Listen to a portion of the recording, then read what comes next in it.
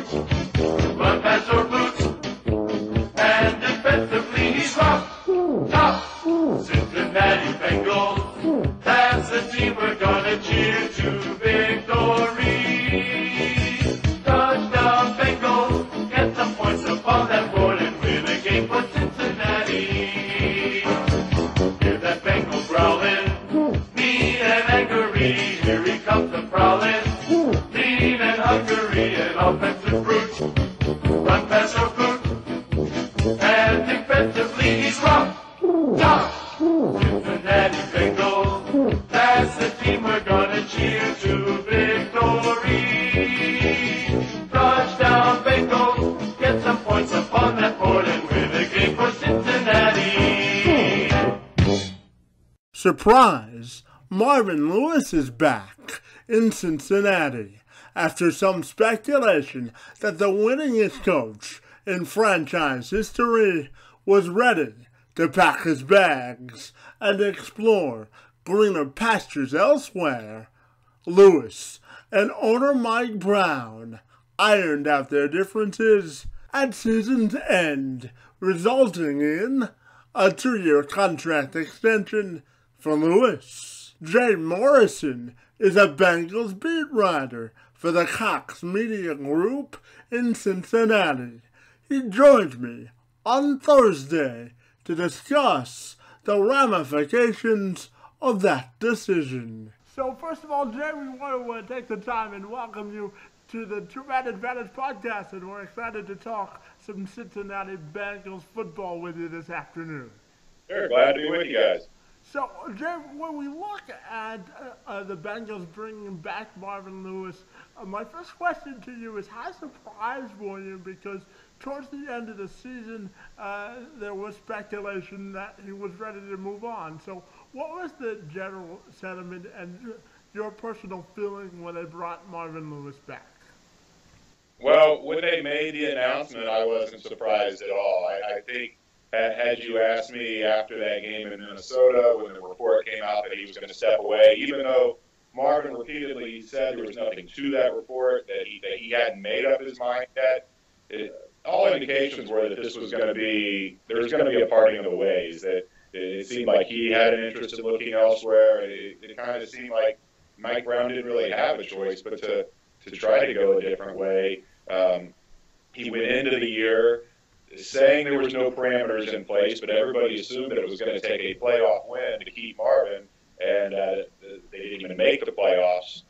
But when the season ended and they didn't announce something that Monday morning right away, you kind of knew that they were working on something.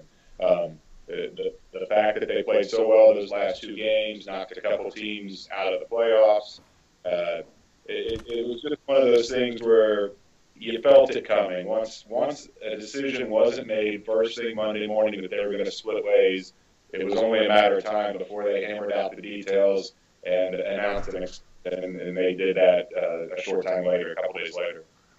You touched on it in your first answer, but how much did the strong finish to the season play into Mike Brown's decision to keep Marvin Lewis? I think it played into both men's decision. I think Mike saw that this team, that Marvin hadn't lost the team, that this team played hard for him. They not only played hard, but it was a cold, miserable day in Baltimore, and once they gave up that lead, it would have been easy to pack it in and say, hey, we're not going anywhere anyhow. And they fought back, took the lead on that miraculous 4th and 12 play. I think it showed Marvin that he still had the players had his back. I think that made him feel good that they came out and played that hard for him when they were out of it. Great. Maybe it goes the other way and he gets another Dave Shula, it all falls apart. So I think he just felt he believes in Marvin, he trusts Marvin, and I think he thought Marvin was the best chance for him to get this team back into the playoffs and potentially win a Super Bowl, as crazy as that sounds, when he hasn't even won a playoff game in 15 years. Now, Mike Brown obviously has a special relationship with Marvin Lewis. I mean, you're not the second longest tenured head coach with one particular team without having a strong relationship with the owner. So can you just talk to me about the dynamics between Marvin Lewis and Mike Brown and how that relationship works? Yeah, it's really kind of hard to know because Mike doesn't talk to the media. He talks twice a year, once at the owners' meeting and once at the pre-training training camp luncheon in July.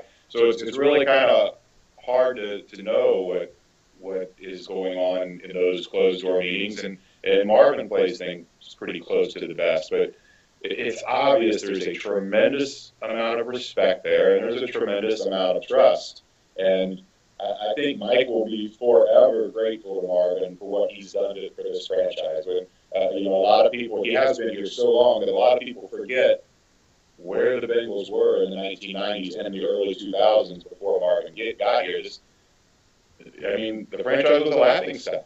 And Marvin came in and made them instantly credible and had them in the playoffs in 3 years, winning a division title. And then he got him back. He had an awful year in 08. They turn around and win a division in 09.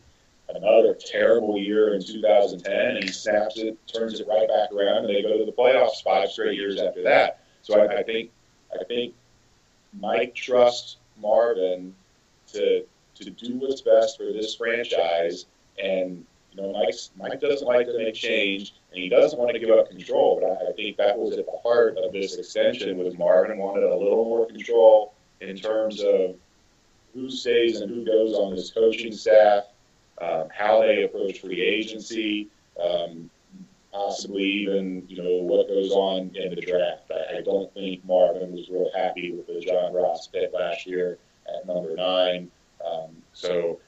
Marvin said he didn't win anything in the negotiations with Mike, but it's obvious that if they spent that much time talking about signing a 2-year extension, that there was some give and take there, and Marvin is going to have a greater say moving forward. Now, what do you say to those people that say Marvin Lewis hasn't won in the playoffs, that he's been there so long that maybe his message has gotten stale?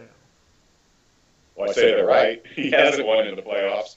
As far as the message getting stale, I don't know. I mean, the NFL, the way it is, the players moving in and out of that locker room, nobody stays very long. I mean, you have a handful, a core that are there multiple years, but it's a different team every year. It's different players. I don't know that Marvin's message has gotten stale with the players. I think it's definitely gotten stale with the fan base. There was an uproar when they announced they were bringing him back. I just, a lot of fans don't understand how you can not win a playoff game in 15 years, have back-to-back losing seasons, and get an extension. And it's a little baffling, but it wouldn't happen anywhere else. But here in Cincinnati, it's a different organization. It's a different way of doing things. And I don't know. Like I said, I don't think Marvin's message has gotten stale. I think he has the respect for the players. They like him. I mean, he's a player's coach. He's not an in-your-face, tough disciplinarian, and sometimes people think that's why this team has the problems they have with the discipline issues with Montez Burfict and with Pac-Man Jones. And there's some validity to that. But there's also a key component there where he has the players' trust, and they like him and they play hard for him. So it goes both ways. I don't think the message is stale with the players in that locker room, but his message is definitely stale with the fan base. And I know that you talked about coaching changes and wanting more say on how the Bengals go to recruit coaches. I know that they made some major coaching changes with their defensive coordinator, bringing over ex-Lions defensive coordinator Terrell Austin. They hired a new quarterbacks coach. So can you just talk a little bit about the staff upheaval for me? Yeah, well, I think the Terrell Austin hire is a good one. There's a little concern there when you look at what he did his first year in Detroit was incredible, and then they had a couple down years after that. But and this year wasn't a great year. I mean, they were 26th or 27th in total defense, but they had some injury issues. I don't think the Lions had the talent on defense that the Bengals do. I think it was important for them to find a guy that runs a 4-3. That's what the Bengals have run for years. They have the personnel in place to do that. I think the biggest issue with Terrell Austin is that he has an aggressive defense. That's going to be a change for Bengals fans. They're used to, Paul Gunther, Mike Zimmer. He would blitz, but he wasn't at all. It wasn't like a Dick LeBeau type of just come after you high pressure. And then Paul Gunther, when he took over for Mike Zimmer, really dialed it back, and they played.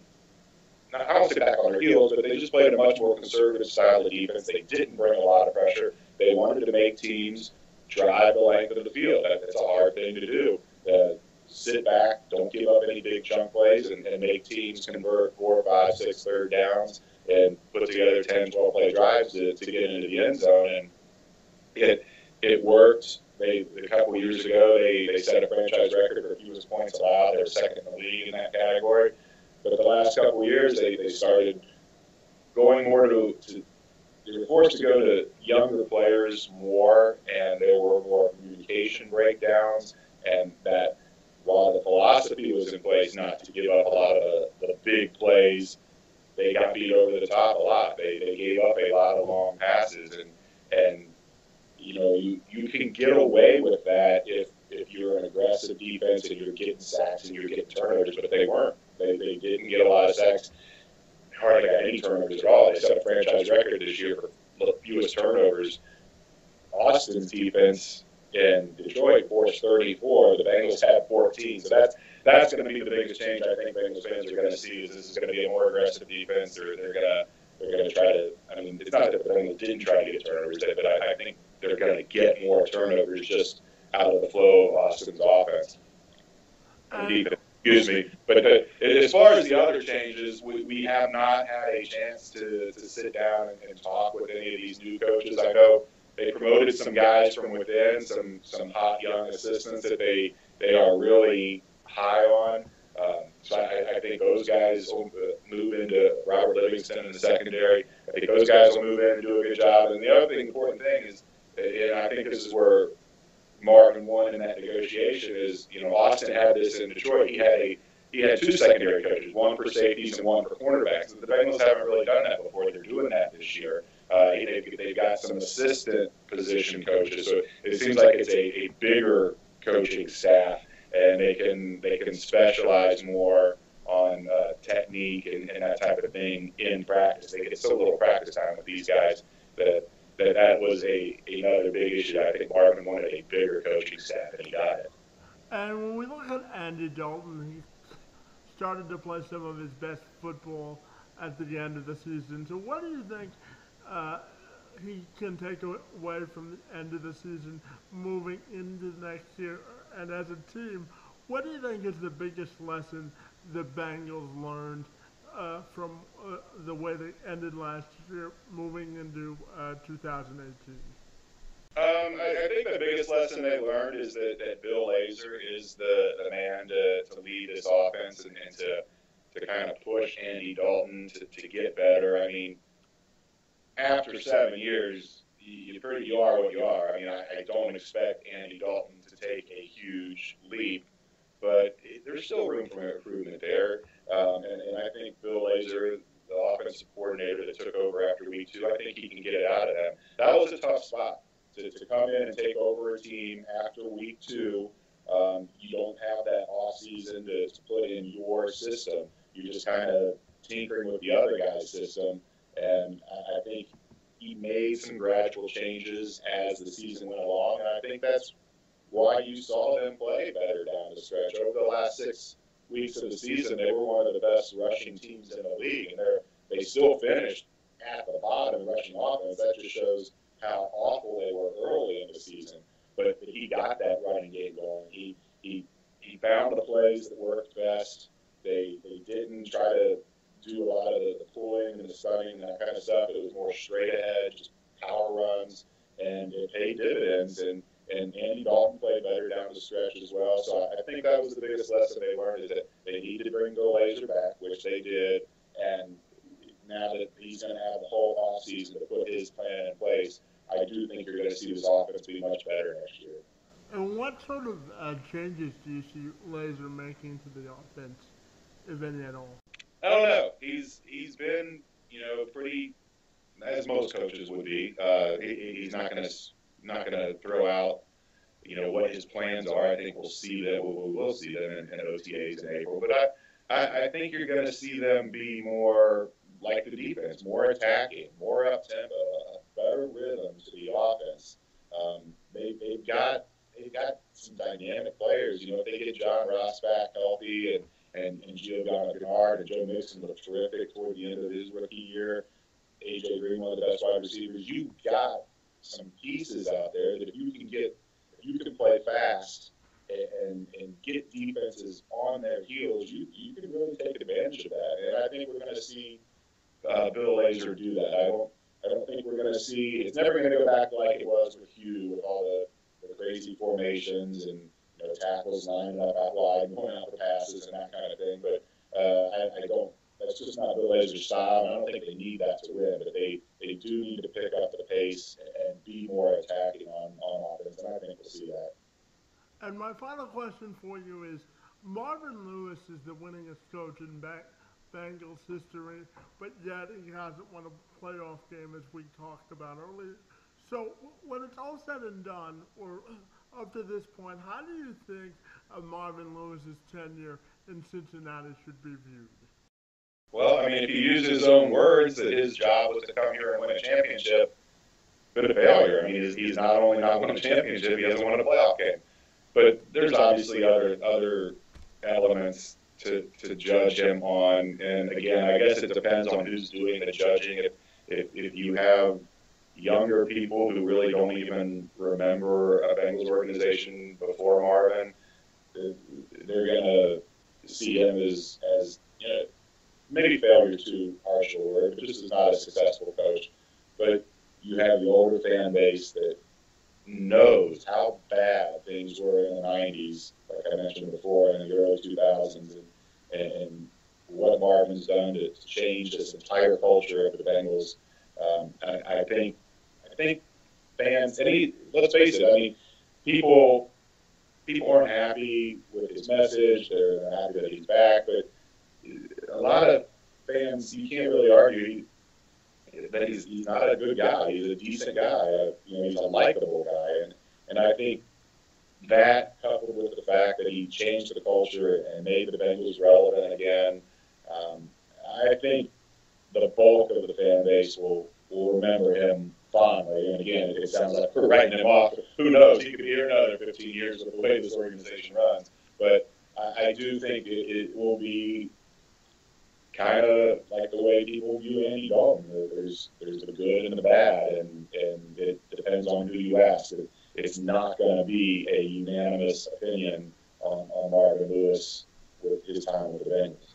Hey, Jay, we want to thank you for taking some time out this afternoon to talk some Cincinnati Bengals football with us on the Two Man Advantage podcast. We really enjoyed your time and your contribution to this show and want to wish you a good day, buddy. All right. Hey, it was nice talking to you. Have a good day. You do the same.